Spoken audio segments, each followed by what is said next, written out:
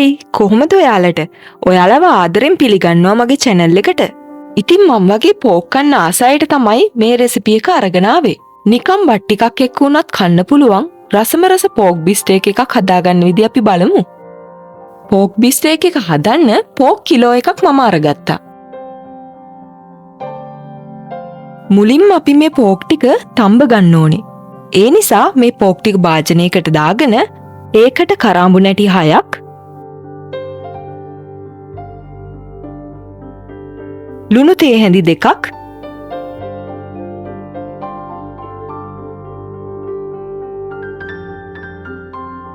ගම්බිරිස් කුඩු තේ හැඳි 2ක්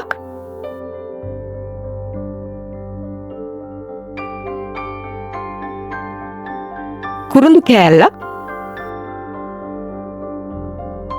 කහ කුඩු තේ හැඳක්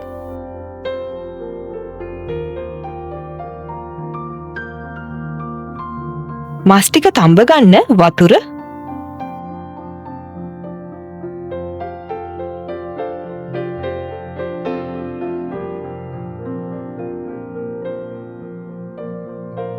මේකටම මම විනාකිරි තේ හැඳි 2ක් දාලා හොඳට මස් ටික තඹ ගන්නවා.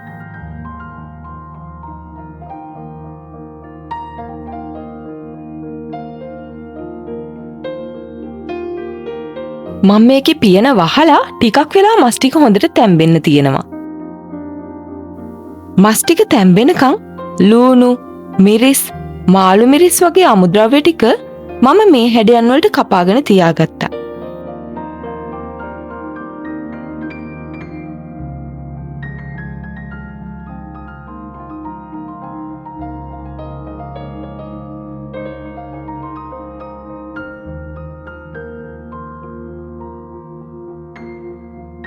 ටික වෙලාවකින් මස් ටික හොඳට තැම්බිලා කියලා තේරුණාම ලිප ඔෆ් කරගන්න. ඊට පස්සේ පෝක් බිස්ටේක් එක හදාගන්න තවත් පෑන් එකක් රත් කරලා ඒකට මම තෙල් මේස හැඳි 2ක් දාගත්තා.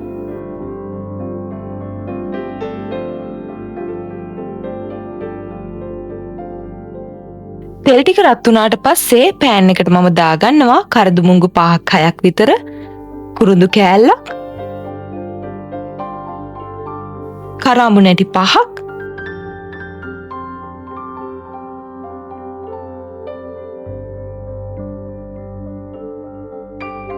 මේ ටික කවලම් කරලා මේකේ සුවඳ දැනෙනකොට මේකට මම එකතු කරනවා කපාගත්ත මිරිස් ටිකයි මාළු මිරිස් ටිකයි.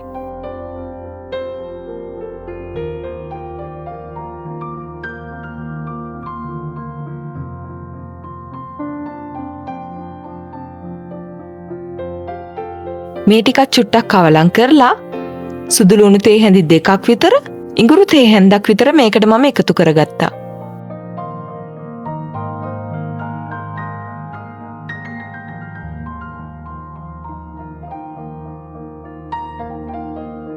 ඒ එක්කම කපාගත්ත ලුණු ගෙඩි 2ත් එකතු කරගන්නවා.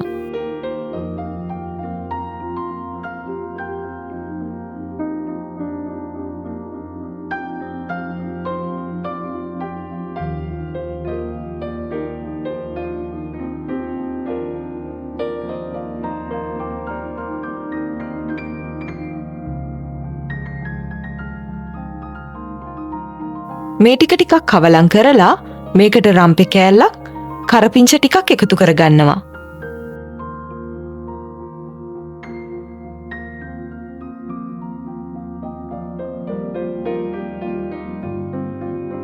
ඊට පස්සේ ලුණු තේ හැඳි කාලක් ගම්බිරිස් තේ හැඳි කාලක් එකතු කරගන්නවා. මම දැනට ලුණුයි ගම්බිරිසුයි මෙච්චරයි එකතු කරගන්නේ. පස්සේ රස බලන ගමන් ලුණුයි ගම්බිරිසුයි අපිට ඕන ප්‍රමාණයට වැඩි කරගමු. ඊට පස්සේ මම මේකට තඹගත්ත පෝක් ටික එකතු කරගන්නවා.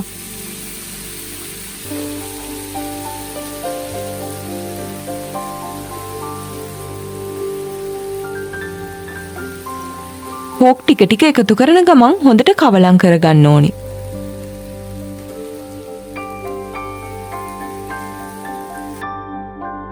මම මේකට තව ගම්බිරිස් තේ හැඳි 2ක් එකතු කරගන්නවා.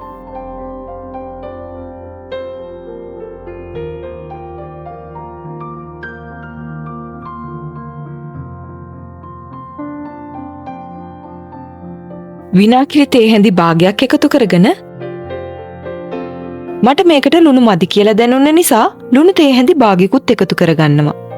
අන්තිමට අර පෝක් ස්ටොක් එකේ වතුර ටිකකුත් එකතු කරලා ටිකක් කවලම් කරගෙන ලිප ඕෆ් කරගත්තා. මේ පෝක් බිස්ටේක් එක හරි රසට තියෙනවා. ගෙදර පාටියක් එහෙම දානවා නම් මේක ගැලපෙනම රෙසිපි එකක්. ඔයාලත් හදලා රස විඳලා බලන්නකෝ.